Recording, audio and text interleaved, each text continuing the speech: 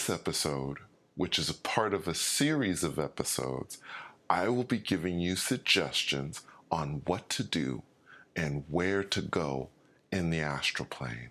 So, let's get into it. And I'd like to begin at the beginning. You are going to feel very strange sensations at first.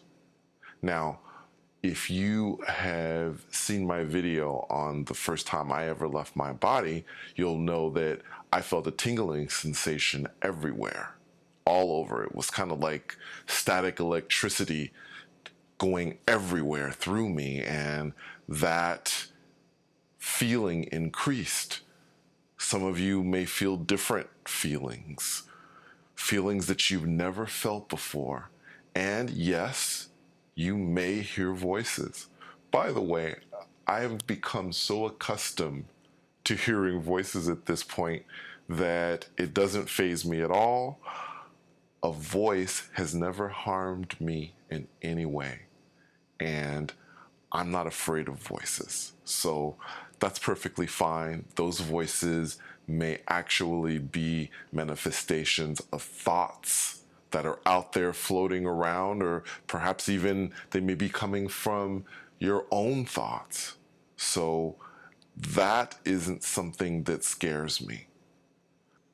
However, if these things make you feel uncomfortable, you can instantly stop right there, right then. And you need to give yourself permission to do that, to be able to simply say, I don't want to do this. And the reason why I'm saying this is because it is important for you to understand that you are in control of your experience. This is your experience, and you don't have to go any further than what makes you feel comfortable.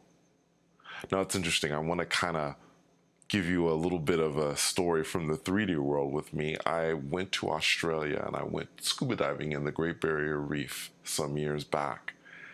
And I remember it had been something that I had thought about doing, and I thought, wow, that would be, incredible to scuba dive in the Great Barrier Reef. Well, I did it. And to make a very long story short, when I came up, my ears were killing me. They hurt. They really, really hurt. And I had made a decision at that moment that I wasn't ever going to go scuba diving again. It just wasn't for me. The same thing goes for astral projection. You may think it's a certain specific thing, but in the end, when you start going through the process, when you actually do leave your body, you may find that you don't feel comfortable with it. And that's okay. There's no shame in that.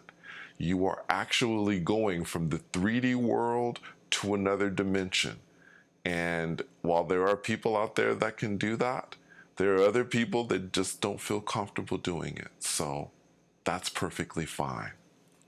But okay, let's say you want to do this. Let's say you truly want to explore the astral plane. Now you're beginning to feel the vibrations and the tingling sensation going all over your body. Now what? Well, my suggestion is to take baby steps. I'll give you an example.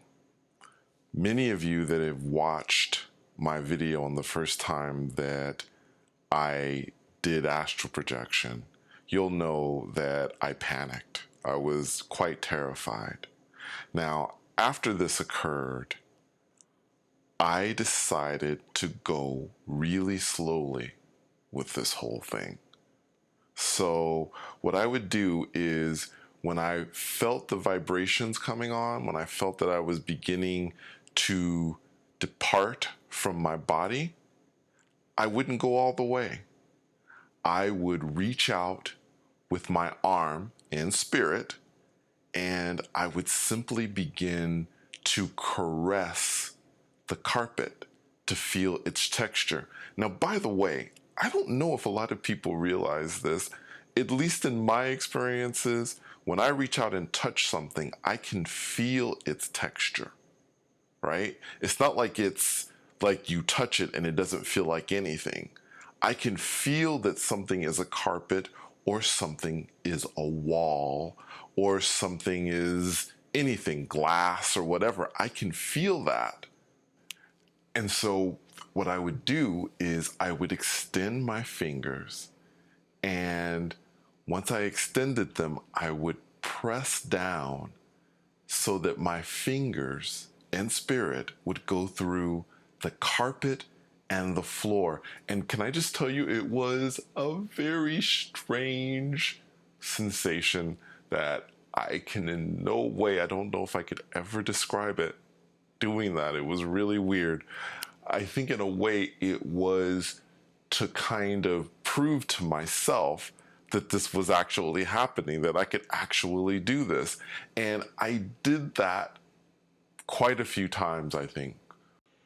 So my suggestion to you is to find something like what I did, where I was feeling the carpet. For you, it might be to reach out and put your fingers or your hand through the wall, or to extend your leg upwards and then downward again, or even sit up out of your body a little bit and then go right back in again. The whole point to this is to begin slowly and to continue to understand that you are completely in control of all of this, and that at any point you can stop. So let's say that you have made it out finally. Perhaps you've experimented a little bit. At one point, you're reaching out, you're doing whatever you're doing, and you make the decision that now is the time that you want to leave your body and go out into your room, your apartment, your house, whatever. First, it is probably going to look different. It has in my experience, and I can really kind of the only thing I can go off of. I can recall leaving my body and thinking, wow, this doesn't look anything like I thought it was going to look. It doesn't look like my place in the 3D world. Many times it's looked as if it's expanded and it goes on and on and on. Sometimes I'll see obvious passageways and other exits, other ways to leave that I didn't see before. Things have changed. Once, and I may have said this in another episode, I looked out on my patio and I saw an ocean that went on infinitely. So your perspective, I don't know exactly what you're going to see, but your perspective is probably going to change, and the things that you're seeing aren't going to be the same as they are in the 3D world. And in fact, that area that you're in can be its own little universe in of itself. So I can remember for myself anyway, it took a while before I ended up leaving my apartment or my room. Back then, it was just my room. It took a while for me before I started doing that and exploring outside of my place. In the beginning, I mostly stayed in my room. And for you, it might be comfortable as well. Why not jump around a few times, walk through a wall, float around your room, kind of go through the hallways, kind of get the feeling of what it's like to be out there at first. You're not in a rush, really, to get out there, truly. You should take the time to explore your immediate surroundings first, I think. Or at least that's what I suggest. And then, slowly, as you feel more and more comfortable, you can go outside of where you live. Now, I want to give you kind of a quick example of something that happened to me. And it freaked me out when I was a little kid. These things don't freak me out as much as they used to. But I remember I was rising out of my body and I saw a being come through a wall in my room, walked by, and then exited through a wall on the other side. And I was like, wow, okay, who was that? And I should tell you that this being never looked at me, never really acknowledged me. In fact, you know what it kind of looked as? It looked like as if you would see someone walking down the street that wasn't really paying any attention to you and just walked right by you. It was interesting to me.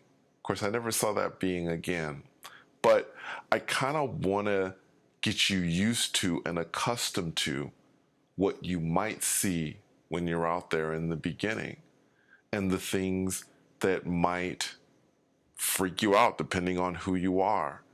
And this is the thing, even when you're out there, all you have to do is think to yourself, I want to be back in my body. And suddenly you're back. You open your eyes. So you always know that you have that trigger to return you back in.